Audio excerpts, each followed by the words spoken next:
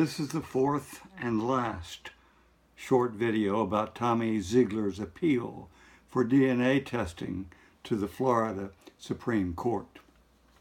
An appeal that has been denied by the Circuit Court and is opposed by Florida Attorney General Pam Bondi. Here is her answer brief to the Florida Supreme Court, where she says she is opposed and does not want to have Tommy have any DNA testing. Tommy has been rotting on Florida's death row for over 40 years. He was shot in the stomach, and his wife, her parents, and another man were killed in his store on Christmas Eve, 1975. There's a ton of information on the internet about the case if you want to know more. The state, represented by Attorney General Pam Bondi, just wants to execute Tommy, even if he's innocent. I call it Merry Christmas, Tommy, from Pamela Jo Bondi.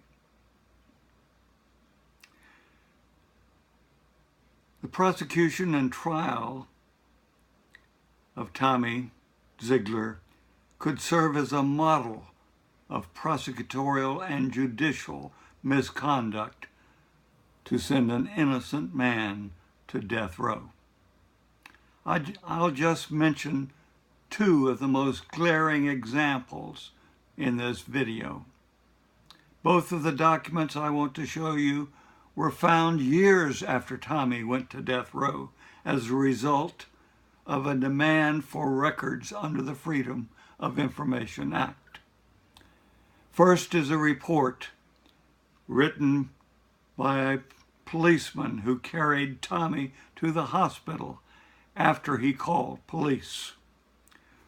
Remember, the police got there within 2 or 3 minutes after his call. In this report, written and signed by Robert J.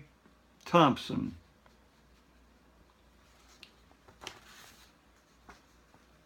I want to read to you exactly what he says on page 4 and 5 of the report. I noticed a burned hole in the lower right side of Mr. Zeigler's shirt. I pulled up the shirt and observed what appeared to be a bullet wound in the right side of his abdomen, in line with his navel. I also saw what appeared to be a bullet exit wound, approximately 6 inches from the entrance wound and to the rear, located at the extreme rear right side. Neither wound was bleeding. The entrance wound was black around the edge with dried blood on the surrounding skin. The rear or exit wound puckered outward and was also not bleeding. There was dried blood around the exit wound also. Due to the dried blood on his face and head, I looked for a head wound, but found none. Why did the prosecution hide this report from the defense? It clearly states that the entry and exit wounds were not bleeding and there was dried blood around them. But instead of giving the defense this report, the prosecution had the policeman write a brief second report that makes no mention of the blood.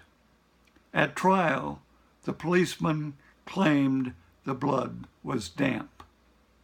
That can only mean the prosecution made him change his testimony to fit the narrative that Zeigler shot himself just before calling police. Or just after, we don't know. The second example of prosecutorial misconduct, also found years later at the same time the other report was found, was a tape recording of an interview with one of the people staying at the motel that bordered on the fenced-in back lot behind Tommy's store. Here's a picture, if you can see it.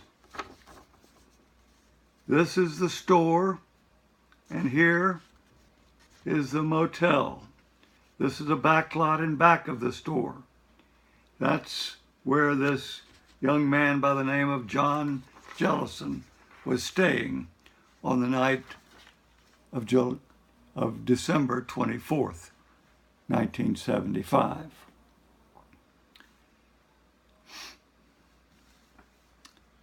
I'll read to you some of the interview that was on that tape.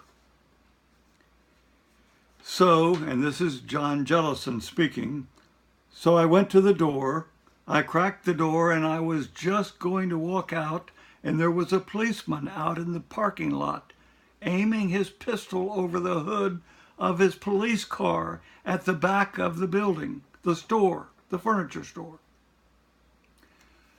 That was the first time that we had any knowledge that anything funny was going on. And then, so rather than go to the post office at the office there, we just stayed inside our motel room and looked out through the window and through the door. Were you on the back side of the motel? Asked the interviewer, an investigator by the name of Bachman. Right, let's see. We just stood there and watched for quite some time, and then we heard what we figured were probably shots, maybe 9 o'clock or so. And then Bachman says, now, when you heard the shots, was that after you saw the police car? Right, it was. We saw the police car, and that was the first time we knew anything was going on at all.